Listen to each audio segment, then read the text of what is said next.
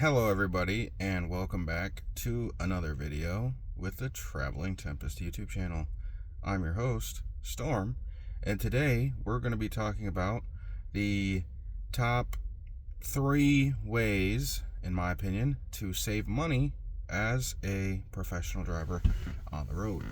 So, with that being said, let's dive right into it. The first one is just going to be to slow down, okay? I know you guys want to go fast out here. You're just throwing extra fuel, money right out of the stacks, going any faster than, say, 60 to 65 miles an hour. Are people going to be mad and pass you? Sure. It's no different than any other day anywhere else in the country for tens of thousands of drivers that are governed or whatever. So keep those speeds low, things like that. Just to put it in perspective, the average semi-truck in America per year uses about 20,000 gallons of diesel fuel. At $3 a gallon, that is 60,000 gallons. So with that being said, if you can even improve your efficiency by 10%, then you're already lowering your expenses on your truck for, either the company or you by effectively $6,000 to $7,000, which is a 10% increase in your efficiency on the road as far as your fuel goes. Now, the rest of the stuff is more subjective and, quite frankly, you might not agree with it. So let's just get into those. The second thing is going to be doing actual preventative maintenance, guys. It's not just about oil changes and filter changes and things like that. While that plays a major part, it's very important to be doing your, pre-trip, post-trips, walk-arounds, all that fun stuff to find these defects before they actually cost you money. Because from experience, if you're out in the desert and your radiator blows up, it's going to cost you a lot more than if it blows up or starts to leak while you're sitting in town somewhere and have many more options to actually get the unit fixed or something along those lines, right? So it's just important that you keep an eye on all the major components of your truck that are going to keep you down for longer, and essentially just make sure that they're going to be replaced when they've reached their useful life for you, your business, or quite frankly the company you work for, right? The more you can limit downtime and increase uptime, the more money you're going to make on the road. So I've talked a lot on this channel about just different things, to be honest. Everything from what I'm feeling to everything trucking related, fitness, trucking, and I'm trying to create better content for you guys as well and not draw a video out necessarily longer than it needs to be. So I apologize if it seems that way sometimes. Now, the third and final thing, which is what I've been talking about in my last couple of videos, is meal prepping and managing your time better, and that kind of falls hand in hand. You got to be to these places on time, picking up, delivering, be proactive, guys. The earlier you can get somewhere and wait for them to open, or vice versa, it's much easier to be, on the receiver's property and break down than it is to, be 100 miles away and then notice you had a problem, the night before and can't make it there or whatever. Being proactive. And that is going to, in a large part, affect your finances as well. You have to be proactive with what you're spending on the road as far as useless payments for cars you're not using, or subscriptions you're not using, or just services in general that aren't really something you're going to be able to take advantage of while you're on the road. And meal prep is no different.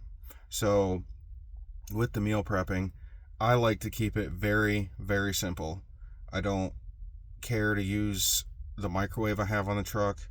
And the microwave's great. It's a Galan's 3 or 4-in-1. It's got an air fryer, oven, and just a standard microwave. So I guess that's 3, right? But pretty much anything you want to make, as long as you have a fridge to store some of those items, will be effective in the microwave. Get you some nice microwavable plastic containers with lids, or Ziploc bags work great too. Just something that's more compact and disposable if you're concerned about space.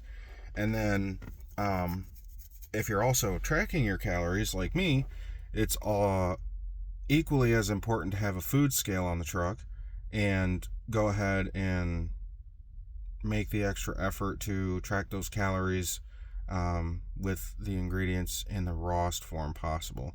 And then as you cook them or whatever, you'll know that you've got the right calories, macros, and things like that from your meals that you have either prepped, or in my case, just open up the can, open up the pouch, open up the protein bag, and dump some of the powder into a cup, shake it up. That's my dessert, the protein shake. And then my chia seeds sit in a little Love's cup. I do a few servings of that. And my salmon, got my 2 packs of that, which I did in a video as well. And then my can of beans, and I eat them straight from the can. Just put a little bit of salt on them. If they're not already seasoned, Great Value black beans from Walmart, which are 86 cents, and that still just blows my mind. You get some real good value from that. Great value, So yeah, the thing that has been my biggest luxury, if you will, on the road is all sorts of diet or zero soda or pop, whichever you call it, from wherever you are, living in the country.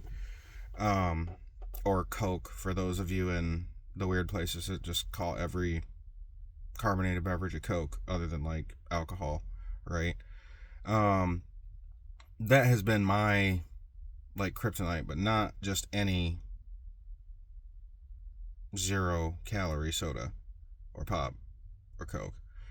It's been the Sprite Zero Chill. That's been my absolute favorite. It's hard to find in some places, so when I have found it out here on the road, I've taken mental notes and made it a point to stop there and buy all of it.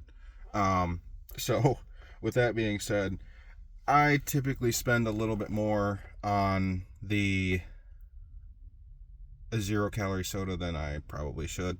And I need to ration this out a little bit better for myself so I can enjoy it longer and save the money, which is what this video is all about. So if you liked the video, please consider subscribing, sharing, and dropping a comment. I've been responding to all the comments. I'd love to hear your ideas about another video for the channel. Whether it's about me or trucking or fitness or anything in general that I've just been kind of into lately, and I nerd out about a lot of this stuff. So with that being said, thank you guys. I hope you have a great day, and we are going to go ahead and take off with that being in mind. So again, this has been your host Storm with the Traveling Tempest YouTube channel. Please feel free to like, comment, and subscribe if you choose to do so. And until next time on the channel, I look forward to seeing y'all. Thank you for your continued support, and have a great day. Peace!